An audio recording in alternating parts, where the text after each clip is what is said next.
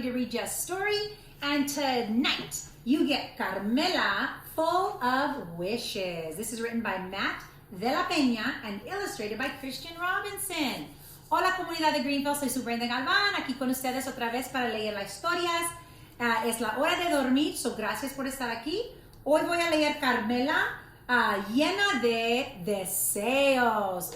So a ver qué va a desear, qué va a pensar Carmela en esta historia. So let's see what Carmela thinks of in her Full of Wishes. So here we go. Carmela scootered along the uneven dirt patch, watching men stoop to work with their hands, her birthday bracelets jingling and jangling. The thick green house air smelled of marigolds and overturned earth and fresh nature. Carmela knew exactly what nature was, but she didn't want to think about it, not today in particular. Today she woke up to candles in her pancakes, and her mom sang happy birthday to you and told her, go on, mija, make a wish. But Carmela's wish had already come true. She was finally old enough to go with her big brother. Carmela followed as he cut back on the street at Freedom Boulevard, past the crowded bus stop and fenced-off repair shop, past the old folks' home where two hunched old women waved smiles, past the huge home improvement store where her dad used to stand around weekend mornings waiting for someone to take him to work. Carmela tried to make small talk with her brother as their metal cart rattled, but her brother didn't make small talk back. He didn't want her tagging along. Too bad, she told him with her glare. Who has a big brother or sister like that? Sometimes we have big brothers and sisters that don't want the little kid, the brother, to tag along. I hope that's not you. Just outside the laundromat, she picked a lone dandelion growing among the concrete weeds. She pulled a breath and leaned toward the fuzzy white bulb. But just before she could blow, her brother butted in. Did you ever make a wish? You're supposed to make a wish. Everyone knows that. Of course I made a wish, she told him. But it was a lie. Carmela didn't know. She forgot.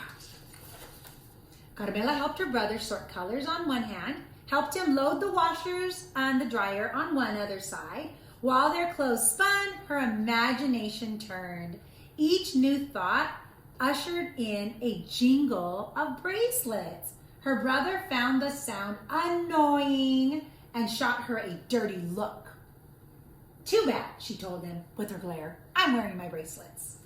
Sounds like a little sister, maybe. She jingled her bracelets and she rode up to Miss Maria's vegetable stand, imagining a machine built in her bedroom wall, one that would spit out anything she could think of, but mostly candles. She jingled her bracelets in line at the locksmith shop, imagining her mom sleeping in one of those fancy hotel beds she spent all day making for fancy guests. She jingled her bracelets at the bodega down the block from her old apartment building, imagining her dad getting his papers fixed so he could finally come home. Oh, her daddy must be in a different country. She jingled her bracelets outside the pharmacy, eyeing the shiny new bikes in the window. Her brother stopped in his tracks. Why do you have to be so annoying?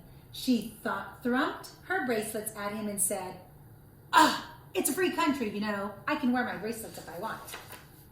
The only time she didn't reach for her bracelets was when her brother ducked into his friend's house. Carmela slumped down on the curb, silently imagining all the things she could turn him into. The slimy pink tail of a rat, maybe a cockroach scurrying away from the light, or a wheelbarrow full of manure left in the sun. She stared down at the dandelion in her hand. It seemed so much more important this time. Now that she knew, she was to blow it out and make a wish. What if she made the wrong wish, though? Oh no. Carmela tried to hop a curb on her long trip home, but Instead, her tire got caught and the handlebars twisted and she went crashing down on the concrete. Don't cry, don't cry, don't cry. But then she saw her dandelion crushed beside the drain. She looked up at her big brother. Warm tears started rolling down her cheeks. He lifted up her scooter and he said, "Are you okay?" She shook her head and pointed. "My wish." He took her by the arm and he led her back up the block, past the laundromat, past the flea market, past the greenhouse, and past the other things, past the overgrown park and across the train tracks. He didn't stop until they made it back to the abandoned farmhouse near a cliff overlooking the sea. "Close your eyes," he said. Carmela closed them. "Now make your wish," he said. Carmela listened to the ocean's hum in the distance. She listened to the squawking birds. She listened to the wind whistling past her ears. Then she opened her eyes.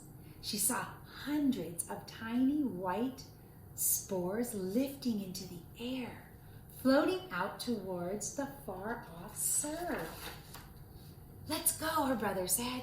"Don't you want to know my wish?" she asked. He shook his head. "No, if you tell me, it won't come true." She looked back one last time, then took off her bracelets and followed her brother home. The end. Ah, that's sweet. So in the end, her brother was actually pretty nice to her. And Carmela, full of wishes, was anything you want to wish for, you totally could have it happen, right? So when you see a dandelion in your yard, you're supposed to pick it up, make a wish, and then blow it, okay? So these little dandelions are all over the grass. So if you find one, you totally need to pick it up and make a wish, because your wish might come true. Thanks for joining me today, boys and girls. I'm Superintendent Gavan with the Greenfield School District, sending a great big bear hug from our family to you.